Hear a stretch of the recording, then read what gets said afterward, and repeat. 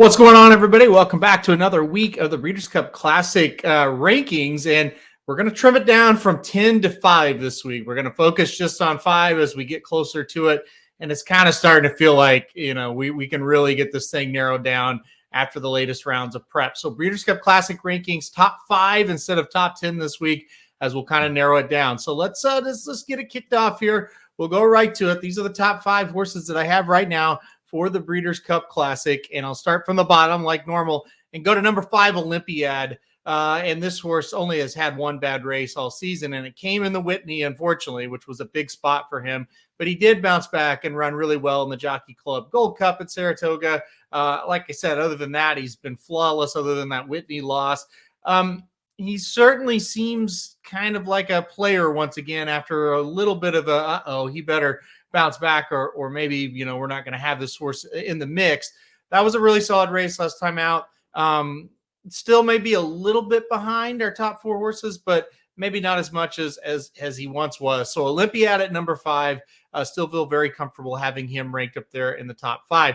Number 4 is Life is Good. I've had him at number 2 this whole time. I moved him down to number 4. Ran last week in the Woodward. Grade 1 win. Great job. But didn't face much. Didn't finish with a whole lot of urgency down the stretch. I'm starting to get a little bit worried this horse may be starting to kind of go the other way on him a little bit, kind of decline just a bit. He has set a very high bar, right? His race in the Pegasus and, his races, I should say, as a 3-year-old, really set a high barometer for what we know he can do, what we know he's ultimately capable of. His Whitney 2 races back, I thought it was really good, but not like out of this world outstanding. His Woodward was pretty average, I thought.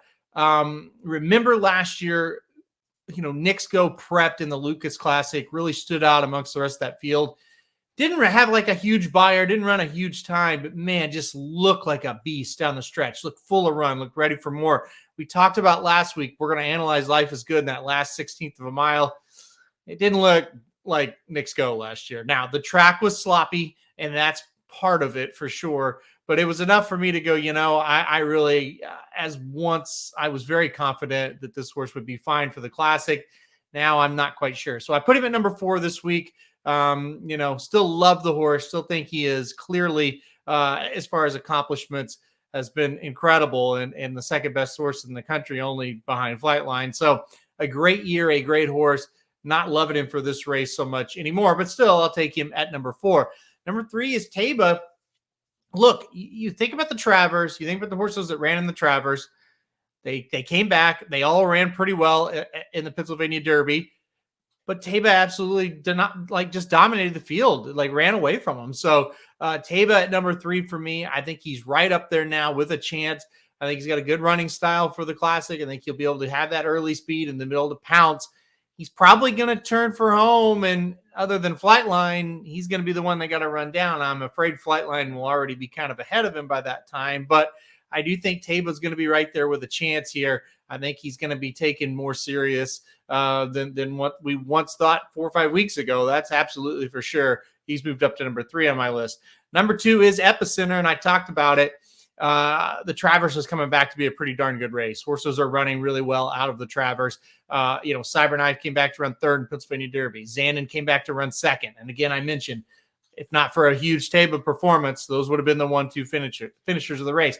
Rich Strike came out of the Travers, nearly won the Lucas Classic. Maybe if the saddle doesn't slip, maybe Rich Strike does win that race. By the way, I have Rich Strike ranked 7th in these rankings. 6th is Hot Rod Charlie, so I put them right there. I think they're in that next group that maybe has a chance to hit the board. But I go on and on about the Travers. Ain't Life Grand came back to dominate an Iowa bred race over the weekend as well. So it was a great Travers, and Epicenter made him look foolish. He was fantastic in that race.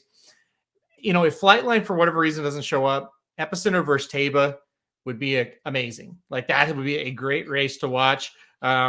I don't know. We'll see. Maybe they're going to battle it out for second, and that's how we can kind of settle it. But Epicenter, certainly, and Taba, you can interchange them, but I think they're certainly 2 and 3. And like I said, you can flip them based on your preference. My preference is I'm still going to lean on Epicenter being in that number 2 spot. I've got him ranked a little bit ahead of Taba at the spot, but they're very close. Number 1 on the list, well, obviously, Flightline. It's really quite unbelievable. This horse debuted on number 1 on the list, and not even for a second did you think about keeping or taking him out of number 1. Not even for a second. So, yeah, he's going to be number 1. He shows up, he's probably going to win. If he doesn't show up, then we've got a race on our hands. So that would be a lot of fun. But anyway, he's almost, at this point, it's like, what more can you really say about him? He should dominate. And if he shows up, I think he will. So there it is. There's the top 5 for another week. Biggest change really was that Life is Good dropping from the 2 spot to the 4. Seems pretty clear to me. You got 1 flight line. You got 2 and 3. They're real close. You can interchange them. They seem to be ahead of everybody else. Epicenter, Taba. Kind of got Life is Good. It's like, yeah, he's super good, but not sure he's good at 1.25 miles.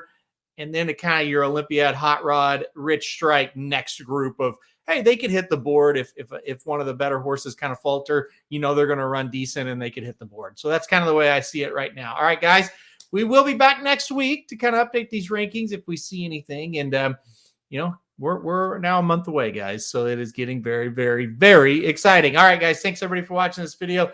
Hit like if you like it. Hit subscribe if you want to get alerted anytime we do videos like this. There'll be a lot of Breeders' Cup Top 5 videos coming out now that the fields are starting to take shape.